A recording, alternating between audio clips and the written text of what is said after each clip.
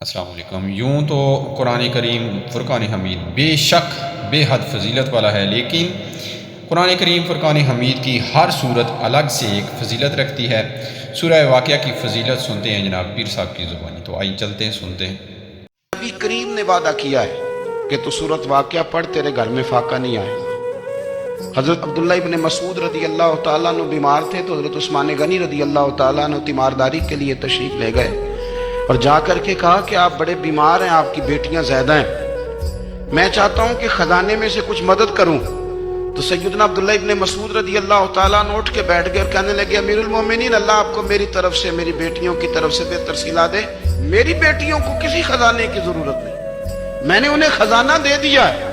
کہا جناب آپ نے کون سا خزانہ دیا ہے، میں آپ کے مالی معاملات کو جانتا ہوں۔ تو فرمانے لگے امیر المومنین، میرے نبی کریم نے فرمایا ہے جو سورت واقعہ پڑھے اسے کبھی فاقہ نہیں آتا، میں نے بیٹیوں کو یاد کرا دی ہے، یہ خزانہ میں نے انہیں دے دیا ہے۔ وہ سارے والدین سنیں جو بیٹیوں کے لیے پریشان رہتے ہیں۔ حضرت عبداللہ ابن مسعود نصیحت کر رہے ہیں، فرمانے لگے میں نے سورت واقعہ یاد بھی کرا دی ہے، پڑھنے کی عادت بھی ڈال دی ہے۔ حضور نے فرمایا ہے جو سورت واقعہ پڑھے اسے فاقہ نہیں آتا۔ کہنے لگے چاند تو اپنی جگہ چھوڑ سکتا ہے، سورج گر سکتا ہے، تارے ٹوٹ سکتے ہیں، پر مدینے والے رسول کی بات غلط نہیں ہو سکتی۔